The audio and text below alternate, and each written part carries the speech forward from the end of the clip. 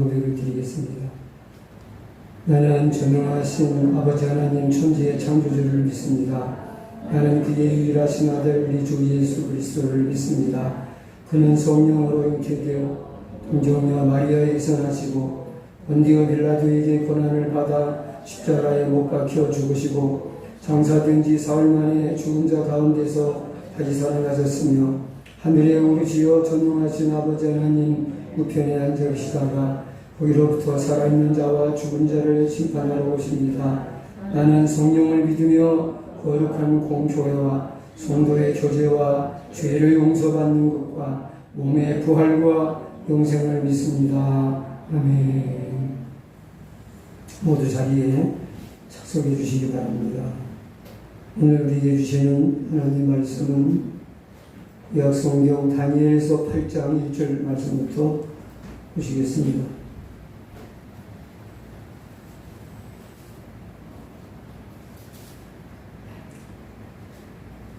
우리 5절까지만 읽겠습니다. 다니엘서 8장 1절로 5절 말씀. 나 다니엘에게 처음에 나타난 이상 후 벨사살 왕 3년에 다시 이상이 나타나니라.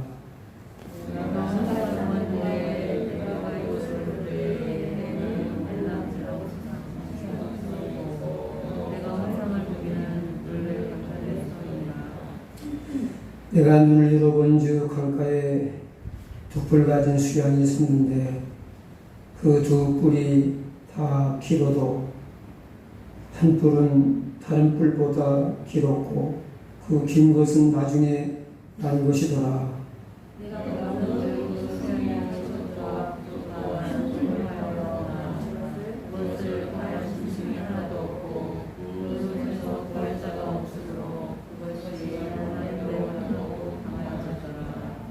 오절 다 같이 보겠습니다. 내가 생각할 때에 한 수염소가 서편에서부터 와서 온 지면에 두루다니 땅에 닿지 아니하며 그 염소 두 명 사이에는 현저한 뿔이 있더라. 아멘.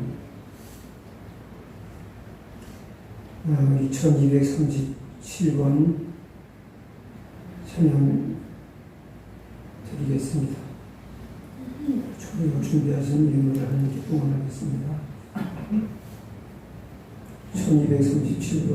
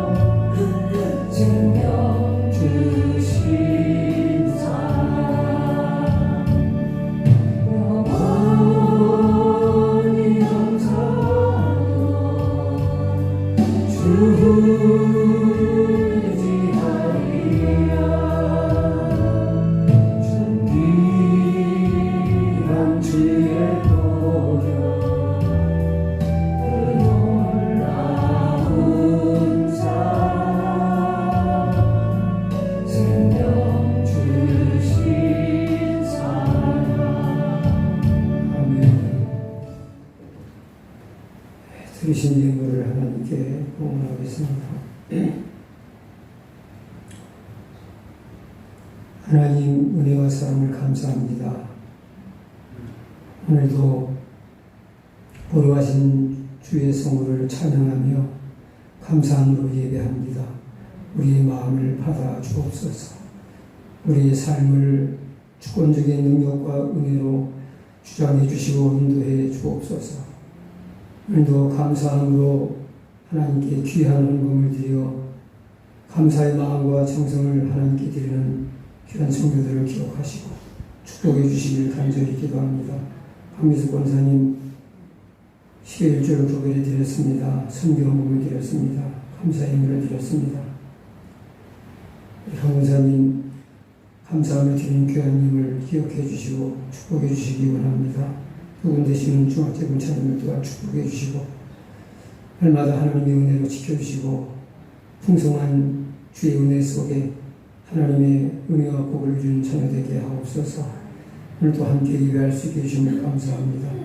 강권사님 어머니 문계룡 권사님을 기록하여 주시고 치료하시고 희복시켜 주시기를 원하오며 주의 긍휼과 은혜를 더입게 원합니다.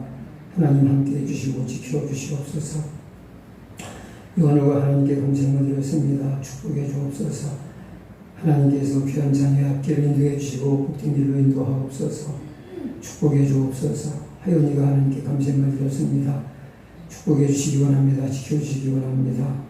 아버지 하나님 이제 금주 금요일에 아버지 하나님 이제 유학의 여정에 오를 예정에 있사오니 하나님께서 그 길을 지켜주시고 등행하여 주옵소서. 늘 건강하게 하시고 하나님이 함께 하셔서 이제 주님과 동행하며 복된 길을 걸어갈 수 있도록 은혜 부어주시길 간절히 기도합니다. 무엇보다도 아버지 하나님 이제 타지에서 이제 하나님이 함께 하시는 거룩한 손길을 경험하게 하시고 은혜를 체험하게 하시고 성숙한 믿음의 사람이 되어져서 아버지 하나님 영적으로 지적으로 성숙해져서 기록할 수 있도록 축복해 주시기 원하오며 또 함께하는 권사님 건강하도록 지켜주시고 때마다 동행해 주셔서 모든 일이 주 안에서 형통하게 하시고 하나님의 복된 길로 인도해 주시고 보호하여 주옵소서. 아버지 하나님 최경호 성도님 하나님께 감사를 드렸습니다. 불쌍히 여기시고 그를 치유해 주시고 회복시켜 주옵소서. 편변하게 하옵소서. 하나님 아버지 그의 연약한 육체와 영혼을 붙들어지고 지켜 주옵소서. 그의 자녀와 가족들을 긍휼히 여겨 주시고 구원해 주옵소서. 지성이 지혜 지연이 감사를 드렸습니다. 귀한 자들을 축복해 주셔서 하나님의 축복과 은혜 속에서 건강하게 자라도록 하나님 귀한 자들을 지켜 보호해 주시고 동행하여 주옵소서. 김태일 집사님, 재화 집사님 감사를 드렸습니다. 하나님께서 축복해 주시기 원합니다. 자들의 삶을 날마다 지켜 보호하시고 동행하여 주옵소서. 능력간의 강건함으로 하나님이 축복해 주옵소서. 이제 하늘의 능력과 세임을 주셔서 힘들고 어려운 일들을 감당하게 해주시고 끝까지 승리하게 하옵소서. 주의 종과 여종이 또 종의 자녀들이 하나님께 감사를 드립니다. 주님 연락해 주시옵소서. 주신 자 한 사명 충성히 감당할 수 있게 해주시고 또 선물로 주신 귀한 자들이 하나님을 잘 섬기며 믿음으로 하나님을 기쁘시게 해드리는 복된 자들이 다 될 수 있도록 축복해 주시고 동행하여 주옵소서. 문한숙 권사님 하나님께 감사를 드렸습니다. 감사하는 권사님의 삶에 하늘의 기쁨과 평강과 은혜가 넘치게 주옵소서. 늘 강건하도록 지켜주시고 아버지 복음 되시는 지광 집사님과 또 귀한 자녀들을 축복해 주시기 간절히 기도합니다. 또 부모님을 하나님이 강건하도록 지켜주시길 간절히 기도합니다. 최다운 교사 하나님께 감사를 드렸습니다. 축복해 주시기 원합니다. 지켜주시기 원합니다. 복된 길로 인도해 주시고 아버지 하나님 승리하는 삶을 살 수 있도록 하나님 한없는 주의 은혜로 그를 붙들어 주시고 지켜 주시옵소서. 오늘 함께 예배하지 못한 아버지 하나님 이제 김소자 원사님과 그의 자녀들을 축복하시고 지켜주시기 원하오며 하나님 원사님을 붙들어 주시고 항상 동행하여 주시고 주의 은혜 가운데 보호해 주옵소서. 남산수 권사님과 이항수 성도님과 사랑하는 우리 가족들을 또한 지켜주시고 보호하여 주옵소서. 남산님 자녀들 아버지 또한 축복해 주시고 지켜주시길 간절히 기도합니다. 정동민 집사님과 별아를 축복하시고 지켜 보호해 주시고 동행하여 주옵시기를 간절히 비고 원하옵나이다. 또 온라인으로 함께 예배에 참여하는 성도들 모두가 한 가지로 하나님 은혜에 동참하게 하시고 새 힘을 얻게 해주시고 복된 길로 인도해 주옵소서. 이 어려운 세상 항상 하나님이 지켜 보호해 주옵소서. 이 시간도 은혜를 갈망하는 제들의 생명의 말씀으로 우리 모두를 축복해 주옵소서. 아버지 하나님 감사합니다. 주의 종을 또한 지켜주시고 회복 주심을 감사합니다. 이 시간 주님이 진리의 도구로 사용해 주셔서 말씀 받는 모든 이들이 한 가지로 내받는 복된 시간 되게 하옵소서. 예수님의 귀하신 이름으로 축복하며 기도합나이다. 아멘.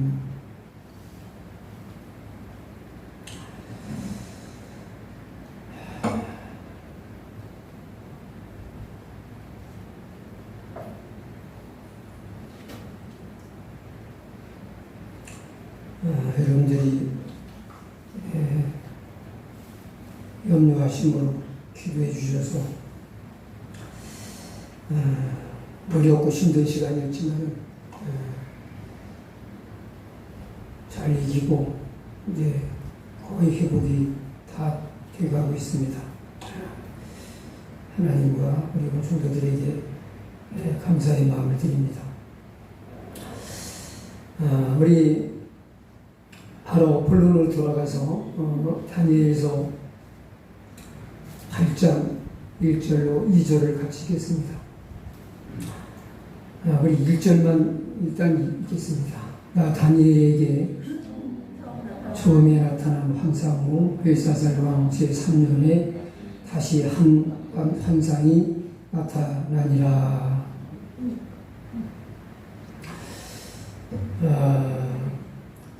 다니엘서 7장에 다니엘이 남이 본 환상이나 꿈을 주로 해석을 해 주었었는데 그 당시에 다니엘은 자기도 환상을 보고 하나님의 계시를 받은 적이 있었습니다. 이제 다니엘에서 8장 말씀은 두 번째 하나님이 환상을 보게 하신 것을 기록을 하고 있는 것입니다. 그런데 그때가 언제냐 하면은 첫 번째 계시적인 환상을 보여주신 것은 벨사살 왕이 왕위에 오르던 그 해의 첫 번째 환상을 보게 하셨고, 오늘 본 말씀은 벨사살이란 사람이 왕이 된 지 몇 년째 환상을 또 보게 된 것입니까? 3년째 되던 해에 또다시 환상을 하나님이 보게 하십니다. 이렇게 역사적인 시간과 그 시기를 정확하게 밝히고 있는 것은 환상을 통해서 하나님이 주신 계시의 말씀이었지만은 그것은 정확한 역사적 사건이었다는 것을 말씀하고 있는 것입니다. 하나님께서 그 계시적인 환상을 보여주신 때가 아주 명확합니다. 그것은 이 모든 말씀들이 환상이라고 해서 우리가 본 꿈이나 환상과 같은 그런 정신적인 어떤 특별한 사람의 정신적인 문제, 어떤 개인적인 체험이 아니라 공적인 하나님의 체험이고 예언적인 하나님의 뜻이 담긴 그런 의미 있는 하나님이신 계시였다는 것을 확실하게 하기 위해서 이렇게 계시를 하나님이 주신 때를 분명하게 역사적으로 밝히고 있는 것입니다. 이것은 사람이 만들어낸 그런 설화가 아닙니다. 전설이 아닙니다. 하나님의 확실한 계시였다 하는 것을 우리는 먼저 믿으셔야 됩니다.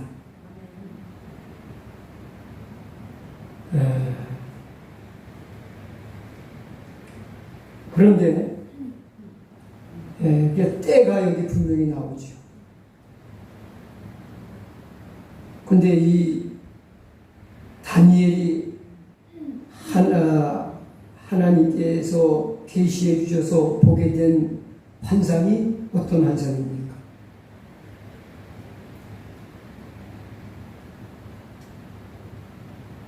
3절로 4절을 보면은 순양에 관한 그런 환상을 봅니다.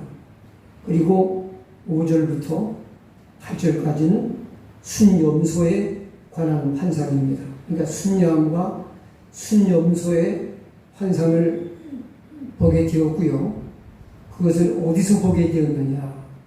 2절을 한번 보시겠습니다. 내가 이상을 보았는데 내가 그것을 볼 때에 내 몸은 엘람 지방 수산성에 있었고 내가 환상을 보기는 을레 강변에서이니라. 자, 여기 환상을 본 장소를 말하고 있습니다. 내가 환상을 보았는데 내가 그것을 볼 때에 내 몸은 어디 있었어요? 엘람 지방 수산성에 있었고 내가 환상을 보기는 을레 강변에서이니라 라고 말씀하고 있습니다. 때와 장소가 분명하게 밝혀지고 있습니다. 그런데 이 당시는 이 두 번째 환상을 하나님이 다니엘에게 보게 하신 때는 바벨론 제국 시대입니까? 메데 바사라고 하는 제국 시대입니까? 벨사살 왕은 어느 시대 왕이에요? 바벨론 왕이에요? 메데 바사의 왕이에요? 메데 바사의 왕이 아니라 바벨론의 마지막 왕입니다. 이때 두 번째 계시를 받을 때도 바벨론 제국이 망하지 않았을 때입니다. 그러니까 시간적으로 볼 때 이 말씀은 다니엘서 5장과 4장과 5장 사이에 들어가야 될 말씀이에요. 5장에 보면은 바벨론 제국이 망하죠. 벨사살 왕을 끝으로 망합니다. 근데 공식적인 왕은 나보니도스라고 하는 그런 왕이고 그의 아들이었던 그 벨사살이 공식적으로는 왕이 되지 않냐고 속정왕으로 부왕인 나보니도스는 전쟁 지치왕이기 때문에 전쟁하러 싸돌아다니고 이제 본국의 내국의 통치는 이제 벨사살에게 맡기고 이제 전쟁을 하러 돌아갑니다. 그래서 실제 국내 통치자는 벨사살 왕입니다. 그러나 공식적으로 즉위를 하지 않았기 때문에 역사의 기록에는 없는 왕으로 알려져 있습니다. 그러나 고고학적인 발굴에 의해서 이 벨사살은 역사적으로 실존했던 인물이었다 하는 것이 밝혀졌다는 것을 말씀드렸죠. 영국의 고고학자가 토마스라고 하는 고고학자가 이 사실을 밝혀냈다 하는 것을 제가 말씀드린 적이 있습니다. 자, 그러면 다니엘은 지금 어느 제국에 신합니까? 이 당시 바벨론 제국이 망하지 않았을 당시에 벨사살은 지금 본래 다니엘의 그 본적지는 이스라엘이지만은 그가 지금 포로로 잡혀와 있는 그런 사람으로서 하나님이 그를 높이 세워주셔서 포로의 신분으로 감히 오르지 못할 높은 지위에 올라 있습니다. 제국의 충성스러운 신하로 왕의 총애를 받고 있습니다. 그 당시 어느 제국이 바벨론 제국의 신하입니다. 왜? 바벨론 제국이 망할 때까지 바벨론 제국의 신하로서 왕의 신하로서 바벨론을 섬긴 사람이기 때문에 당연히 그의 소속은 바벨론입니다. 그러면 그가 어디 있어야 됩니까? 바벨론 제국의 수도에 있어야 돼요. 근데 여기 수산성, 엘람이라고 하는 그 지방의 수산성은 바벨론에 있는 도시가 아닙니다. 메데 파사의 도시입니다.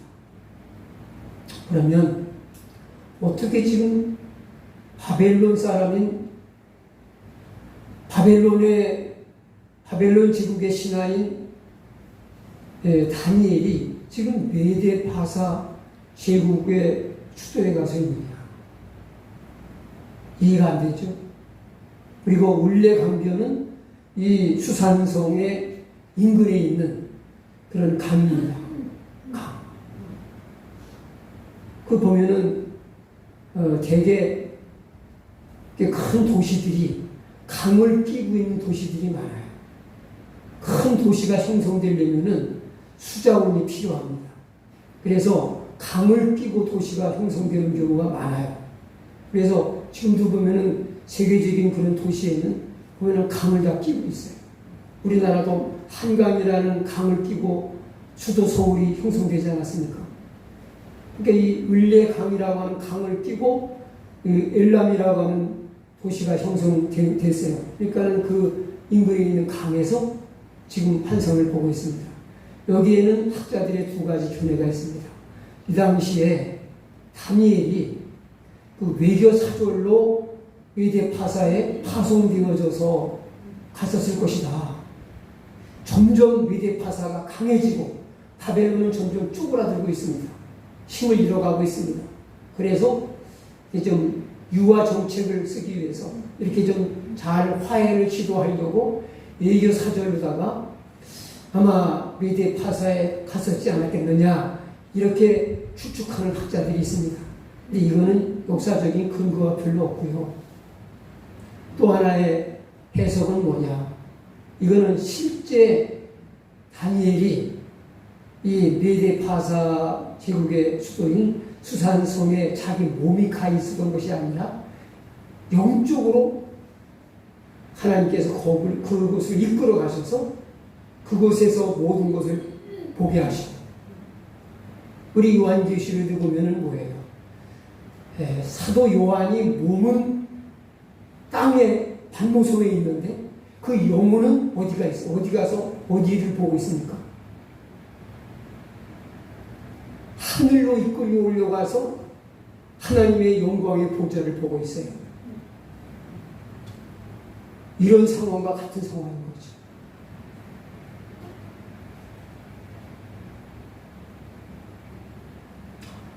여러분, 몸은 여기 있어도요, 우리가 마음은 내가 가고 싶은 곳에 가서 이런 내가 거기 그 세계에 가 있는 것처럼 그것을 실제하고 똑같이는 못 느껴도 우리가 마음만 먹으면 그거 느낄 수 있잖아요.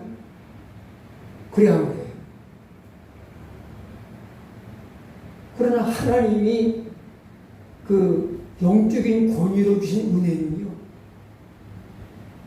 거기 내가 실제 가서 경험하는 것과 똑같은 그런 아주 생생한 체험을 갖게 하시는 거죠.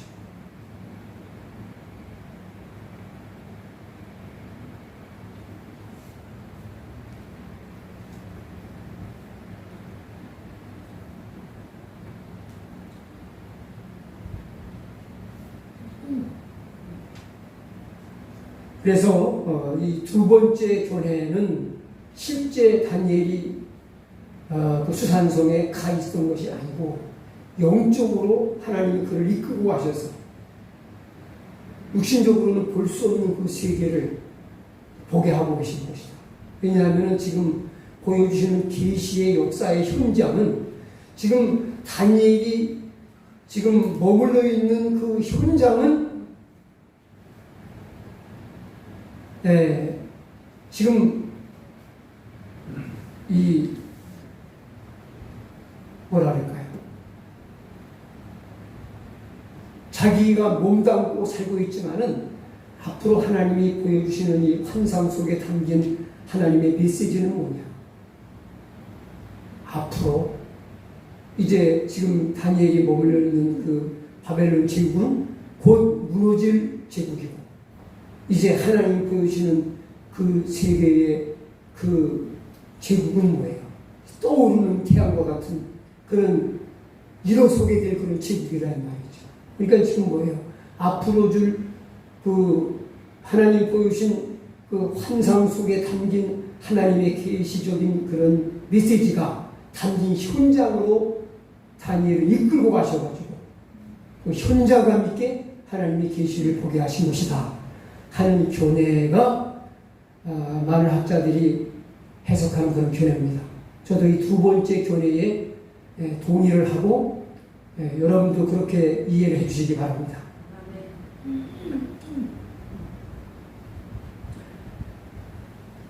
자, 이제 5절로 넘어가셔서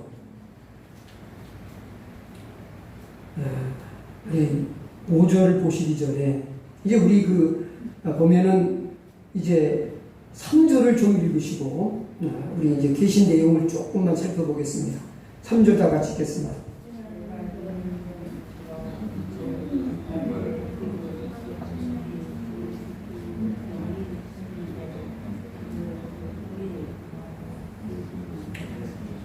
예, 강가에서 뭘 봅니까? 두 뿔을 가진 수양이 서 있는 걸 봤습니다. 그런데 뿔이 이렇게 물론 다른 양들도 뿔이 있다면 뿔이 두 개겠죠. 여기서 이제 양은 성경에서 양은 좋은 의미로다가 많이 말씀을 합니다. 여기서 양은 좋은 의미의 양이 아닙니다. 우리 양 그러면은 우리 양에 대한 이미지는 좋은 이미지예요, 나쁜 이미지? 예? 우리는 그저 순하고 착하고 말 잘 듣고 온유하고 온순하고 그런 좋은 이미지의 양을 가지고 있습니다. 이 저런 양 같은 거. 그러면 그건 욕이 아니죠. 우리나라는 욕에다가 짐승을 인용해서 욕을 하면은 행위 잘못이 없는 개를 끌어다가 자꾸 붙여가지고 욕을 하는데, 근데 그 유대인들 사이에서는요, 우리가 개를 사람 욕하는 데다가 참 상스럽게 써먹는 것처럼 우리나라에서는 양 같은 놈이라고 하면은 그게 욕이 아니지만은 팔레스틴에서는 양 같은 놈이라 하면은 우리나라에 개 같다고 하는 것과 같은 것처럼 욕이라고 그렇게 말들 하는 데 있습니다. 실제 양에 대해서 양을 정말 키워보고 양의 성질을 잘 아시는 분들은 이렇게 좋은 동물이 아니라는 거예요. 근데 온갖 약점을 다 가지고 있는,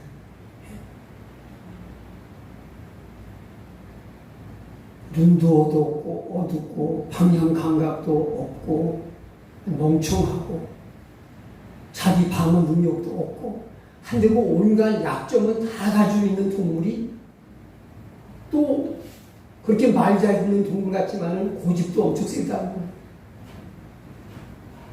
그러니까 온갖 못된 약점은 다 가지고 있는 동물이 양입니다. 그래서 양이 꼭 그렇게 좋은 이미지만 가지고 있는 동물이 아니다. 여기 순양이라고 하니까 좋은 의미 같지만은 여기서는 나쁜 의미입니다. 이 순양은 뭘 의미하느냐? 근데 이 순양이 5절 이하에 나오는 수염소에게 이제 죽어요. 멸망을 당해요. 근데 여기 두 뿔이 나오는데 두 뿔은, 이 뿔은 어떤 왕적인 권력을 말합니다. 그러니까 우리 해석부터 좀 우리 하시죠. 해석을 분명하게 말하기 때문에 이건 누구도 이유를 달 수가 없습니다. 우리 20절을 보겠습니다. 내가 본 바 두 뿔 가진 수양은 20절이요. 네가 본 바 두 뿔 가진 수양은 곧 뭐예요? 메기와 바사의 왕들이요.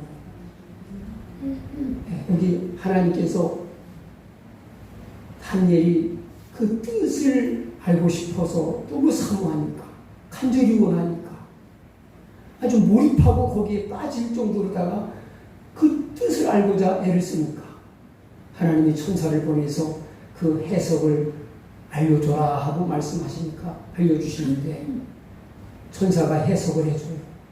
순양이 뭐라고요? 메대와 파사의 왕이다. 근데 이 메대와 파사는 두 메대 나라가 따르고 파사 나라가 달라요. 그래서 왕이 둘입니다. 그래서 뿔이 둘이라는 거예요. 근데 두 나라가 나중에 생긴 나라인 바사 제국이 더 세가지고 메대를 접수해요. 통합시켜요. 그래가지고 페르시아 제국을 만듭니다. 그러니까 지금 다니엘이 계시를 받을 때에 현존하고 있는 바벨론 제국이 이 메대 바사 제국에서 무너지고 그 다음 왕이 일어날 것을 하나님이 보여주고 있는 거죠. 현재 다니엘이 지금 살고 있는 그 시대를 한 걸음 뛰어넘어서 하나님이 그 다음 역사를 보여주시는 거예요. 하나님은 역사를 이끌어 나가시는 역사의 주인이십니다. 아멘. 근데 우리가 오늘 말씀을 통해서 오늘 말씀이 너무너무 어려워요. 제가 좀 이 두뇌 회전이 좀 전과 같이 좀 조금은 좀 안 좋은데 또 아주 여러분들도 처음 들어보는 이름을 또 역사적인 그런 얘기들을 많이 해야 되는 아주 복잡한 성경을 나누게 돼가지고 참 이걸 어떻게 내가 전달할 수 있을까 참 걱정이 됩니다만은 중요한 것은 뭐냐, 어쩜 그렇게 하나님 말씀이 1.1핵도 빠짐없이 낱낱이 이루어졌는가 하는 점이에요. 하나님 말씀은 반드시 이루어진다. 하나님은 그래서 다니엘로 하여금 미래를 보게 하세요. 앞으로 일어날 일을 보게 하세요. 이렇게 여러분 앞으로 일어날 일을 하나님의 역사의 이끄심을 알 수 있다는 것이 여러분 복일까요? 아닐까요?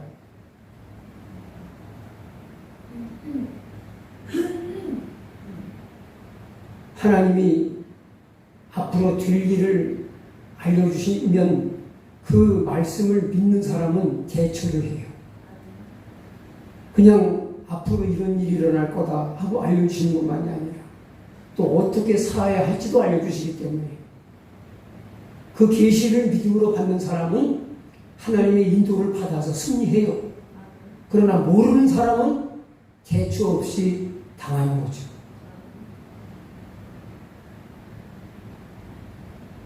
그래서 하나님의 계시의 말씀을 정확하게 알고 하나님이 어떻게 역사를 이끌어 나가실지를 이렇게 본다는 것이 얼마나 축복인지 여러분이 아셔야 됩니다. 이걸 바로 우리는 비전이라고 하는 겁니다.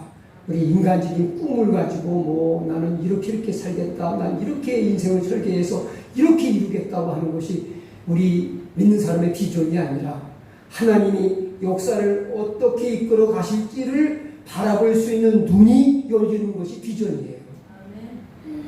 비전이 있는 백성이 소망이 있는 거죠. 미래가 있는 거죠. 미래가 보장되는 거죠. 믿으십니까?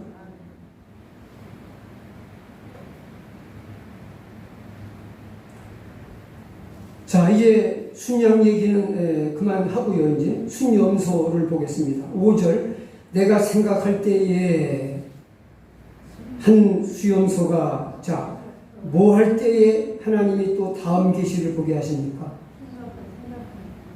생각할 때. 여러분, 생각했다는 것은 받은 계시를 그냥 이게 뭐지? 하고 그냥 호기심으로 끝난 것이 아니라 깊이 묵상했다는 거죠. 깊이 계시겠다는 거죠. 이게 무슨 의미일까 고민했다는 거죠. 우리도 하나님 말씀을 받고 그냥 가볍게 넘겨보내지 마시기 바랍니다. 의미를 모르는 사람에게는 하나님 말씀이 하찮게 보일지라도 그렇게 하찮게 볼 말씀이 아닌 것을 여러분이 꼭 아셔야 돼요. 아멘. 하나님 말씀은 절대 가볍지 않습니다. 우리가 하찮게 그냥 한번 들어넘길 만한 그런 가벼운 말씀이 결코 아니라는 거예요. 아멘이십니까? 네. 내가 생각할 때에 그 다음에 뭐예요? 한 수염소가 서편에서부터 와서 온 진연에 두루다니되 땅에 닿지 아니하며 그 염소 두는 사이에는 현저한 뿔이 있더라. 자, 이제 이 염소에게는요 또 뿔이 하나예요. 염소가 뿔 하나 달린 건 좀 특이하죠. 여러분 뿔 하나 달린 염소 보셨어요? 다 양쪽이 두 개잖아요. 근데 이거는 염소인데 뿔이 하나예요. 근데 현저하다는 것은 아주 독특하게 두드러진 뿔을 가지고 있다는 거예요. 이 두드러진 뿔이 뭐냐? 그럼 이 한 염소는 뭐냐? 21절에 보면은 자 여기 또 나와요. 털이 많은 수염소. 여기 수염소 나오죠. 앞에는 수양을 해석하셨고 수염소는 곧 헬라 왕이요. 여기 두 눈 사이에 있는 큰 뿔은 그 첫째 왕이요. 자 여기 두 번째 나타난 이 염소는 정체가 뭐냐? 장차 메데 파사 제국을 무너뜨리고 그 다음에 일어날 헬라 제국을 말씀하는 것이라고 천사가 분명하게 해석을 해줍니다. 헬라 제국의 독특하고 특별한 아주 스페셜한 킹이 누구냐? 누구예요? 알렉산더죠. 성경에는 알렉산더 왕이라고 해석을 거기까지는 말하지 않고 현저한 그런 권력을 가진 자라고 말하지만은 이 현저한 권력을 가진 아주 독특한 역사의 이름을 남길 만한 아주 독특한 그 정복력과 힘을 가졌던 역사적인 왕 알렉산더 왕을 가리킨다고 모든 성경학자들은 그렇게 해석을 합니다.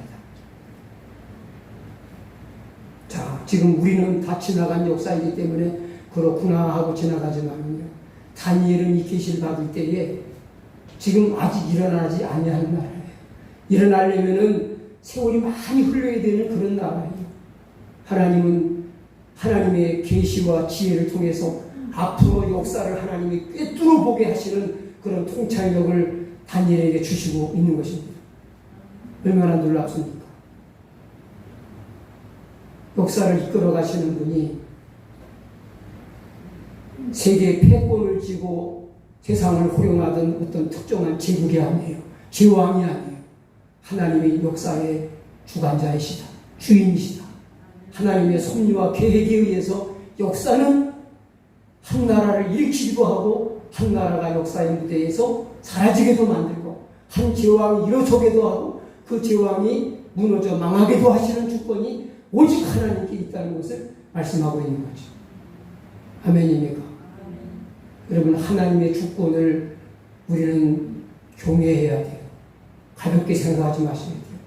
하나님의 주권은 지금도 우리 가운데 이 역사의 흐름 속에 행사되어지고 있습니다.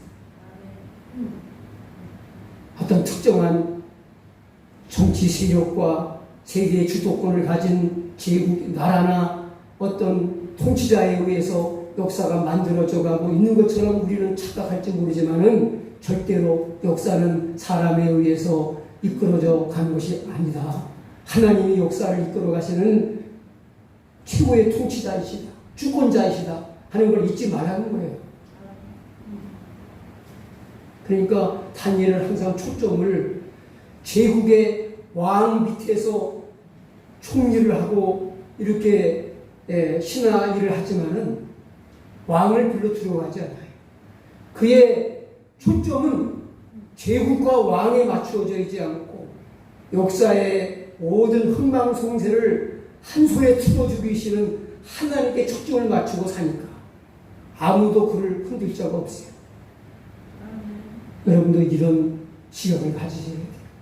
나는 온 천지는 변해도 변치 아니하실 하나님께 초점을 맞추고 살리라. 그 말씀 위에 굳게 서리라.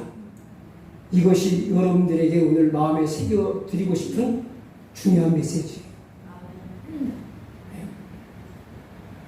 여러분은 지금 무엇을 바라보고 뭐 어디에 기대를 걸고 계십니까? 여러분, 하나님을 주목하십시오. 그분이 어떻게 역사를 이끌어 나가실지, 그분이 행하실 일에 기대를 가지시고 그분에게 모든 삶 전체를 맡겨 그분의 인도를 받으시기를 주의 이름으로 축원합니다. 아멘. 자, 우리 이제 이런 중요한 해석은 제가 말씀을 드렸고요. 자, 이런 참 하나님의 역사를 어떻게 이제 열어가실 것을 한마디로 환상으로 보여주신 거예요. 근데 아직까지 우리는 이제 미리 뒤에 꼭 20절까지 넘어가가지고 해석을 벌써 알아냈지만은, 그러나 다니엘은 한동안 그게 무슨 뜻인지 몰라요.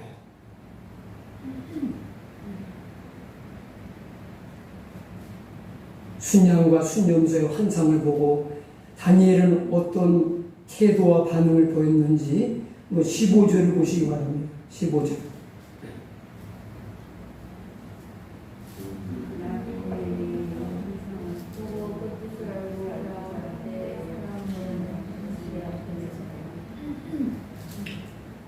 예, 다니엘이 이 환상을 보고 그냥 참 별일도 다 있네, 이게 뭐람?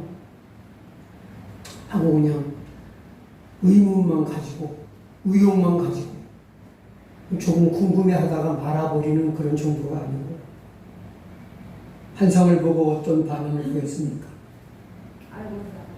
그 뜻을 알고자 했다 했습니다. 이게 뭔 하나님의 뜻이 담긴 환상일까? 이걸 무슨 의미로 주신 걸까? 그 뜻을 알고자 애를 썼다는 거예요. 여기 알고자 했다는 것을 히브리어로 바카슈라고 그러는데, 그것은 고통스러울 정도, 아주 마음이 너무 힘들고 고통스러울 정도로 아주 혹독하게 몰입하는 것을 말합니다. 그 의미를 내가 깨닫지 못하고 나는 살 수 없다 하는 이런 절박한 마음을 하나님 꼭 알려주셔야 됩니다. 너무너무 간절한 마음으로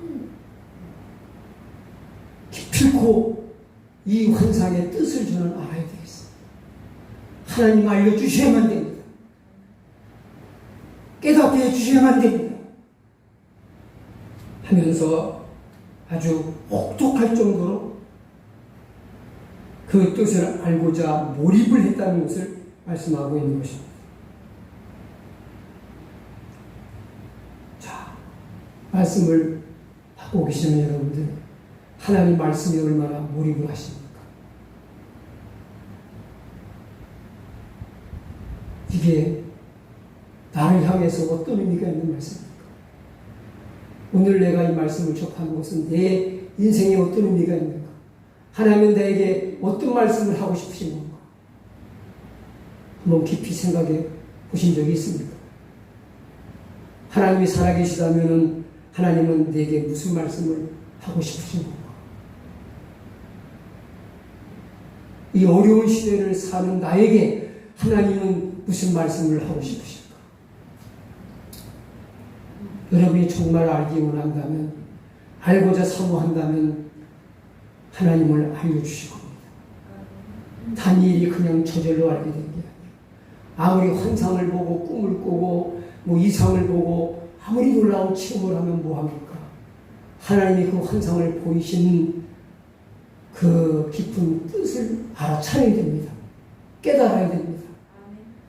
이해를 해야 됩니다. 존귀에 처하나 깨닫지 못하는 사람은 멸망할 짐승 같다고 했습니다.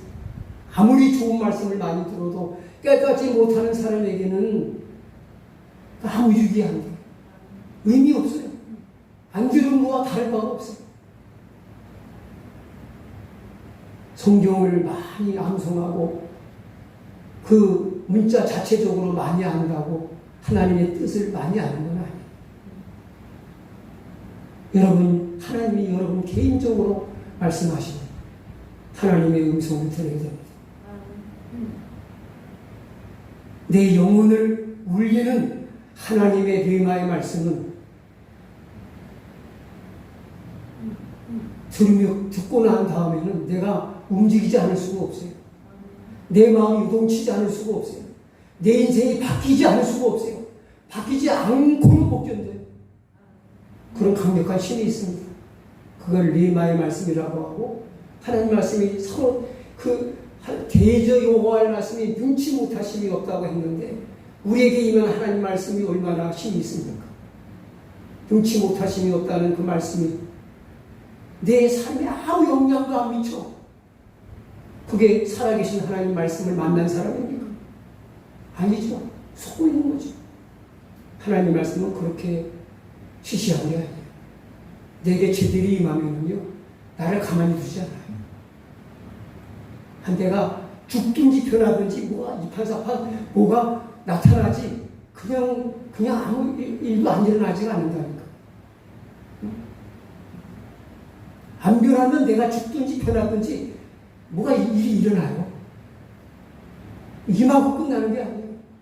하나님 말씀은 임하면 빛이 있으라 하심에 빛이 있었고, 네?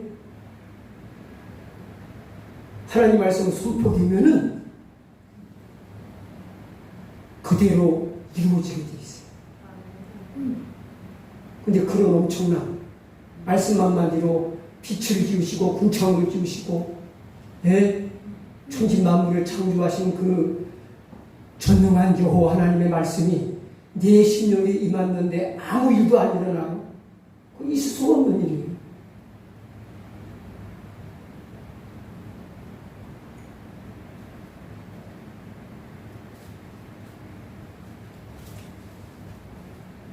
이 다니엘의 정신, 하나님 말씀에 죽기 살기로 몰입한, 네. 여러분, 너무너무 마음이 간절하게 몰입이 되면요, 우리 예수님께서 마음을 몰입해서 하나님께 기도할 때,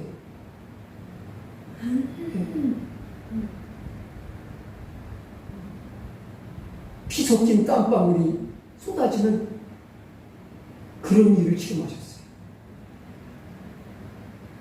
나중에 계시를 다 받고 나서 다니엘이 혼절했다 했어요. 신이 다 빠져가지고. 여러분, 기도도 힘들지. 그러니까 이게 이렇게 알고자 했다는 것은 그냥 마음만 간절히 사모한 게 아니라 하나님께 간절히 부르짖고 은혜를 구하는 그런 예수님의 겟세마네 동산의 기도와 같은 그런 아주 몰입하는 그런 사모함 속에 빠져들었을 때에 다니엘은 아주 침이 다 빠져가지고 따뜻해 버렸어요. 기절에 혼절해 버렸어요. 이제 개정개혁에는 완곡한 표현을 쓰고 있지만은 개혁 성경에는요, 한번 읽어보세요. 27절. 이에 나 다니엘이 혼절하여 수위를 앓다가 일어나서. 자, 보세요. 다니엘이 계시를 다 받고 나가지고 어떻게 했어요? 혼절했어요. 기절해가지고 수위를 몸져 누워 앓았다고 했어요. 이 정도로 다니엘은 계시에 몰두하며 하나님의 뜻을 구했습니다. 진리를 구했습니다. 하나님의 인도하심을 사모했습니다.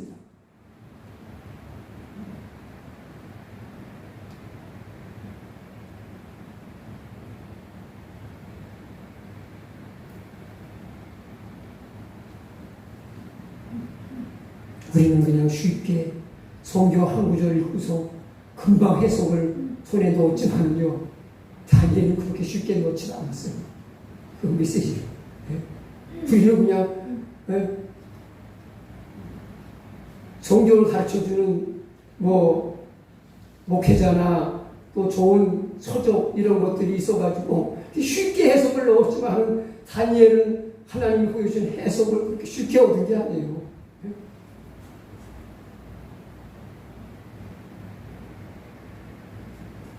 자, 우리 말세를 사는 저와 여러분에게도 이렇게 하나님의 말씀을 받을 때에 여러분 말씀에 아주 몰입해서 집중해서 말씀 받으시기 바랍니다. 그러면 살아계신 하나님의 그 음성을 친히 듣고 그 말씀의 인도를 받는 그런 복된 성도들이 될 줄로 믿습니다.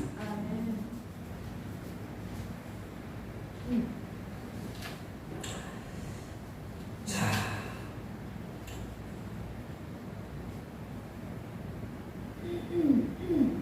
이제 한 가지 더 해석을 나누고 끝내야 될지 여기서 끝내야 될지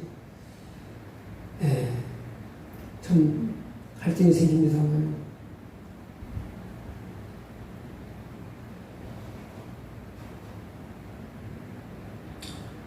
자, 우리 좀 문제 제기라도 좀 하고 끝을 내든지 한 말씀 더 올리든지 그렇게 하겠습니다. 우리 23절로 가셔가지고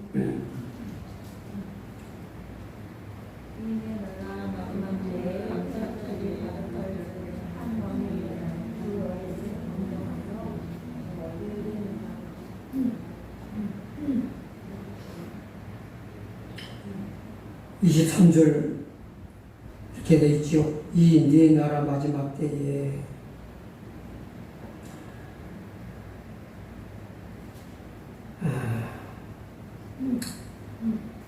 21절에 수념서는 헬라 왕인데 그 헬라 왕은 아주 세계적으로 도드라진 그런 특별한 역사적으로도 널리 알려져서 모르는 사람이 없을 만한 그런 왕이 됐죠. 그것을 성경은 큰 뿔이고 현저한 뿔을 가진 그런 제국이요 왕이었다고 말하고 있습니다. 그런데 알렉산더가 젊어서 죽죠. 33세에 그가 인도 정복 전쟁에 나갔다가 병을 얻어가지고 돌아와서 죽어요. 그리고 나서 그 역사적인 고대 서양사를 보면은 뭐 역사적인 그런 스토리가 많이 있지만은 역사를 설명할 시간은 없고요. 아주 강력한 1인 통치자로서 위세를 떨치던 알렉산더가 아주 젊은 나이에 뭐 33세면은 한창 나이 아닙니까? 죽어요. 그리고 그 뒤에 그 알렉산더가 죽을 때 신하들이 왕을 이어 다음은 어떤 사람을 왕으로 하실까요? 그러니까 뭐 그런 얘기를 했다고 전해지고 있어요. 제일 센 놈에게 나라를 줘라. 그러니까 신자랑 대전이 펼쳐진 거죠. 그 알렉산더 밑에 있던 유명한 장수들이 서로 신교로 인해 전쟁을 해가지고 나라가 예수로 분할이 되죠. 그래서 보면은 여기 뭐라고 말합니까? 22절 이 뿔이 꺾이고, 이 뿔은 어떤 뿔이에요? 큰 뿔이고 현저한 뿔인 알렉산더라고 하는 이 특별한 왕을 말하는 거죠. 그 뿔이 꺾여요. 그리고 그 대신에 뿔이 몇 개 일어나요? 네 뿔이 일어나요. 알렉산더 이후에 네 나라로 나라가 재편돼요.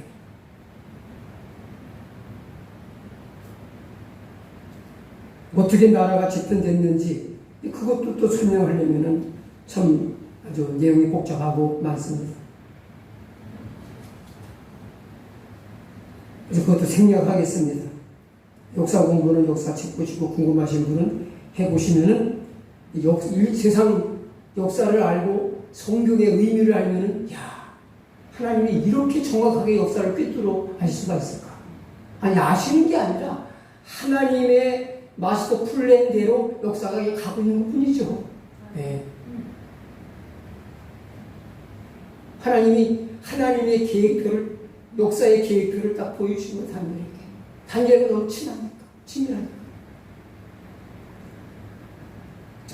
우리가 주목해 보시려고 하는 것은요, 이제 아까 읽은 23절에 그런 말씀이 나오죠. 이 네 나라 마지막 때에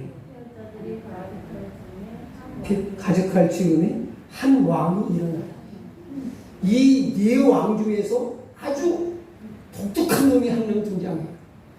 그것을 한 왕이라고 말합니다. 네 나라의 마지막 때에 패역자들이 가득할 즈음에, 이건 뭐예요? 극도로 타락한 시대죠. 그때에 또 한 왕이 일어나게 됩니다. 이 왕이 누굴까? 이 왕은 유대인들의 철천지 원수라고 여겼던 안티오쿠스 4세라고 하는 그런 왕입니다.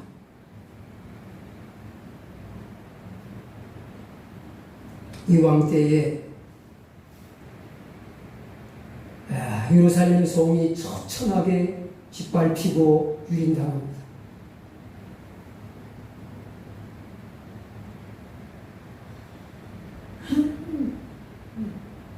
거기 24절에 가서 보면은요, 한번 읽겠습니다.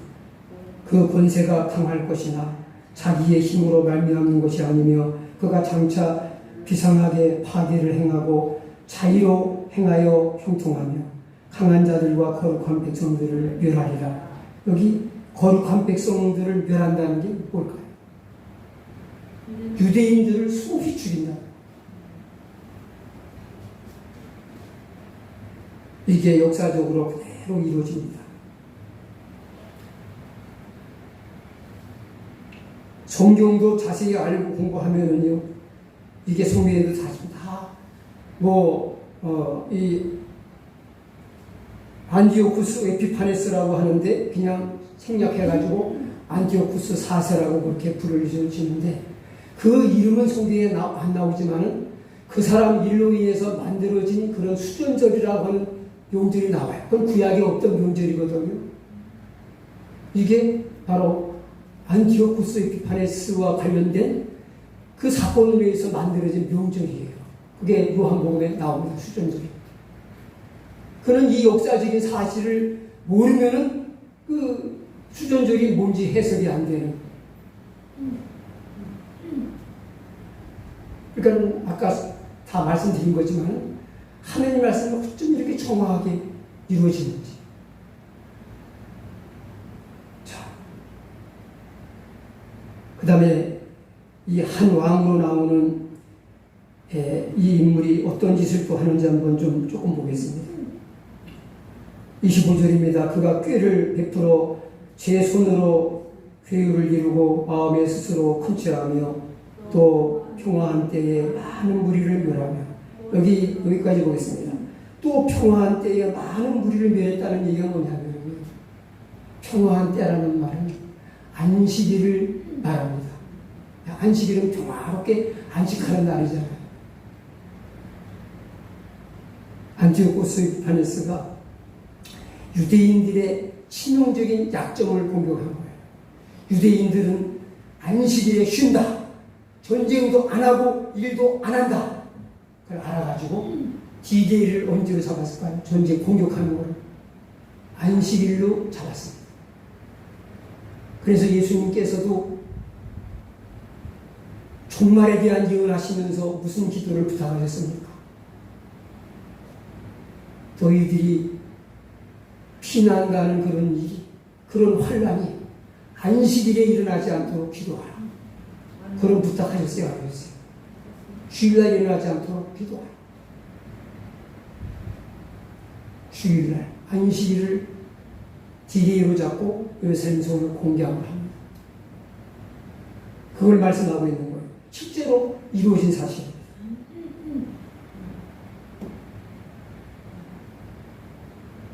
유대인의 역사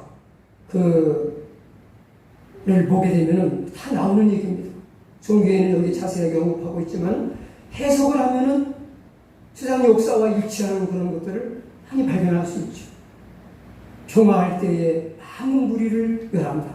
유대인들의 수많은 무리들을 이제 공격해서 죽임을 당합니다. 또 스스로 쳐서 만왕의 왕을 대적할 것이나. 자, 그럼 만왕의 왕을 대적한다는 건 뭐예요? 하나님을 대적한다는 거죠.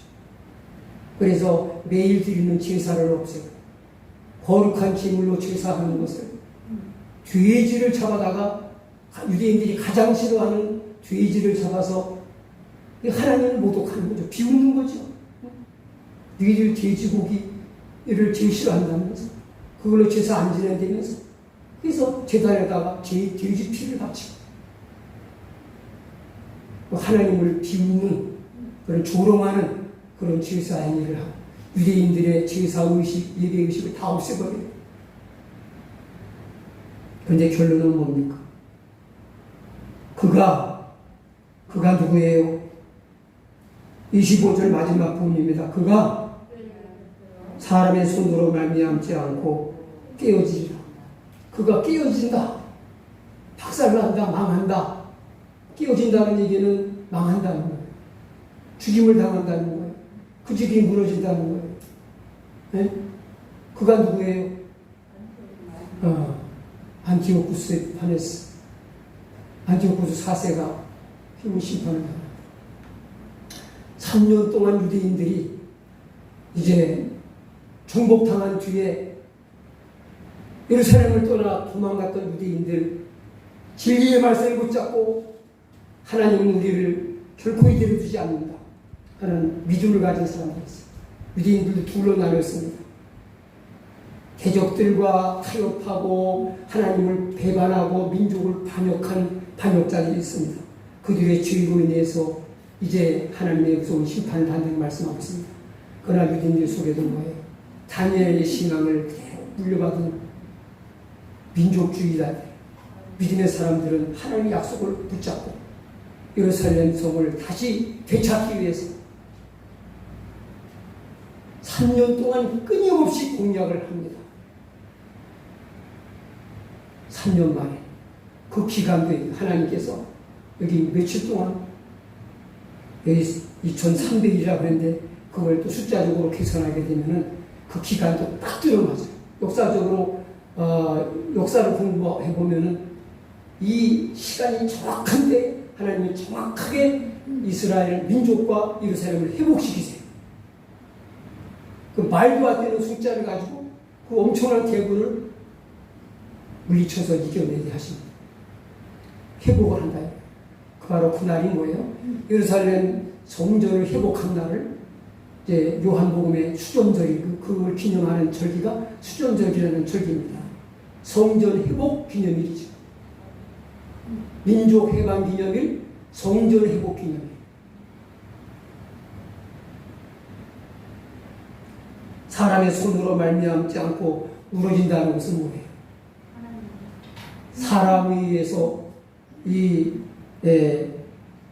안티오코스 에피파네스가 멸망을 당하는 것이 아니라 사람은 존재하지 않았어요.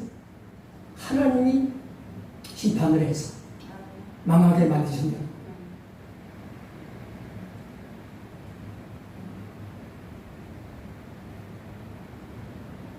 그래서 뭐예요? 하나님의 약속을 믿고 투쟁하고 기도하며 나간 사람들 결국은 한때는 악한 무리들이 날뛰면서 자기 세상 만남들이 날뛰지만은 그들은 하나님이 정하신 때 동안만 날뛰다가 하나님이 그만 그러면은 저들의 활동을 멈추고 역사의 뒤안길로 살 수밖에 없는 것이 하나님의 섭리고 하나님의 주권이다. 이건 뭐예요? 하나님의 약속을 믿고 그 주권 속에서 살아가는 사람만이 살아남는다, 승리한다 하는 것을 말씀하고 있는 거예요. 그러니까 7장은 전 세계적인 그림을 보여주시면서 앞으로 될 역사를 말씀하셨다면 8장은 이제 이스라엘 땅에 포커스를 좀 좁혀가지고 앞으로 하나님이 이스라엘 속에 이루어가실 역사를 딱 보여주시고 있는 거예요. 찬송 부르고 기도하겠습니다. 우리 1263번 찬양 드리겠습니다.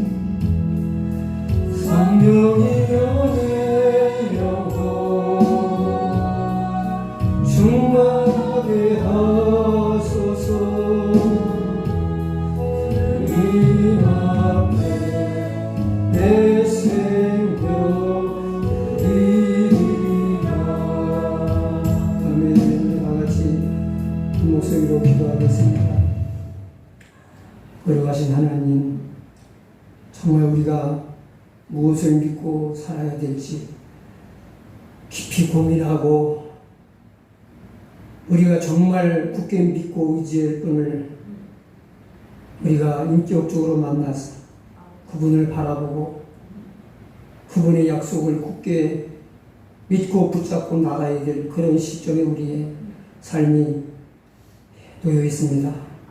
주님 깨닫게 하옵소서.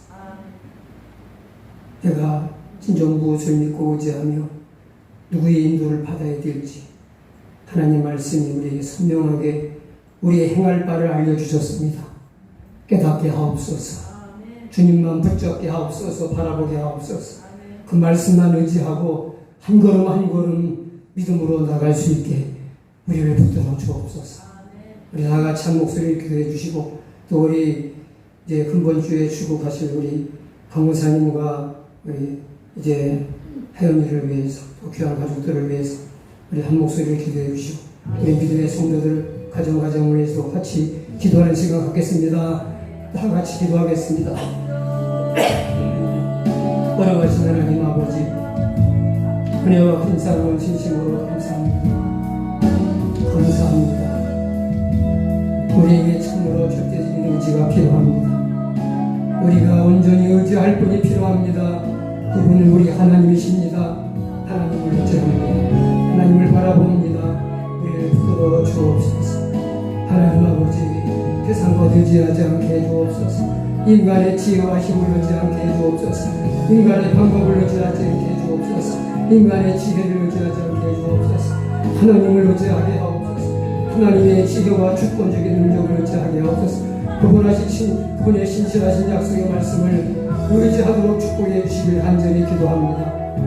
하나님, 우리 성도들을 지켜주시고 보호해 주시고 날마다의 생활 속에서 동행하여 주시고 은혜로 함께해 주시기를 간절히 기도합니다.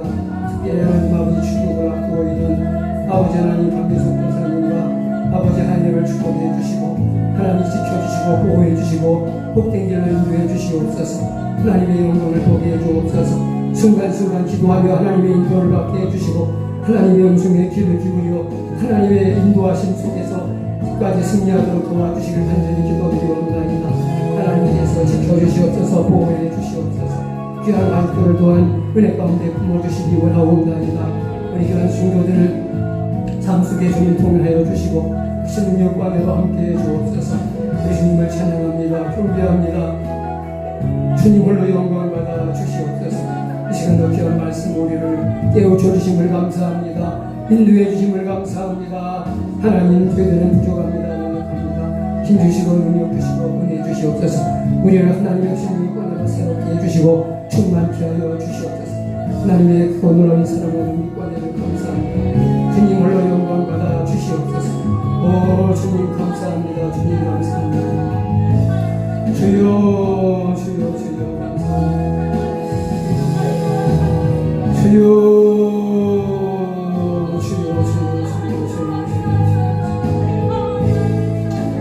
주여 주여 주여 주여 주여 주여 감사합니다. 주님 성을 사용해 주셔서 감사합니다. 하나님의 거룩한 뜻이 우리를 통해서 이 땅의 온전히 이루어지기를 소원합니다. 주여 저희들을 사용해 주옵소서.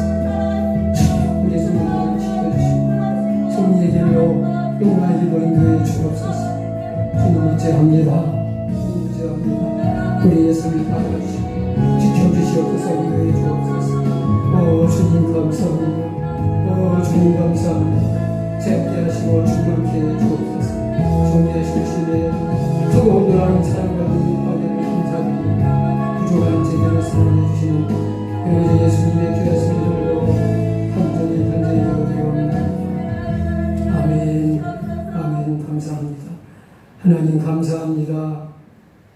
말세지마를 사는 저희들에게 아버지 하나님 꼭 필요한 말씀을 허락해 주셔서 감사합니다. 하나님, 하나님의 귀한 뜻 깨닫게 해주셔서 우리가 이 어려운 시대에 우리가 오직 믿고 의지할 만한 분은 하나님뿐이 없음을 저희들이 이제 깨달아 알게 해주시니 감사합니다. 저희들 하나님만 우러러 바라보고 의지합니다. 아버지 하나님, 신상길 동안도 우리를 놓지 아니하시는 하나님을 우리가 주목하고 바라보게 해주시고 그를 순간순간 의지하며 그분의 인도를 받아서 하루하루 주 안에서 승리하며 살아가도록 우리 온 성도들을 축복해 주시고 지켜주시옵소서. 아버지 하나님, 귀한 자녀의 유학을 위해서 아버지 하나님이시여 이제 출국을 앞두고 있는 우리 강미수 권사님과 귀한 자녀 하연이를 축복해 주시고 지켜주시옵소서. 늘 동행해 주셔서 하루하루의 삶 속에 하나님의 인도하심을 경험하게 하시고 그들의 삶을 복되게 지켜주셔서 승리하고 기구할 수 있도록 하나님의 은혜와 축복으로 함께해 주옵소서. 남은 가족들을 하나님이 동행해 주시고 지켜주시고 은혜 가운데 또한 보호해 주옵소서. 우리 온 성도들 아버지 하나님 한 주간의 삶도 주님이 지켜 보호해 주셔서 이 어려운 지구 속에서 하나님이 보호자가 되어주시고 피난처가 되어주시고 아버지 구원의 바위가 되어주셔서 저들이 이제 가장 안전하고 복된 삶을 살아가도록 주님이 지켜주시옵소서. 시험 주신 말씀 우리 삶 속에 힘이 되고 빛이 되는 말씀으로 우리의 삶을 승리의 길로 인도해 주실 것을 믿고 감사드리오며 은혜와 평강이 우리 믿음의 가정에 늘 충만하도록 함께 하옵소서. 이제는 우리 구주 예수님의 크신 은혜와 하나님 아버지 극진하신 사랑과 보혜사 성령님의 교통하심과 충만하신 은혜와 하나님의 신실하신 약속을 굳게 붙잡고 신실하신 하나님만을 믿고 의지하며 끝까지 승리의 길 복된 길을 걸어가기를 우리 온 성도들에게 이제부터 영원토록 함께 하실지어다. 아멘. 아멘. 아멘.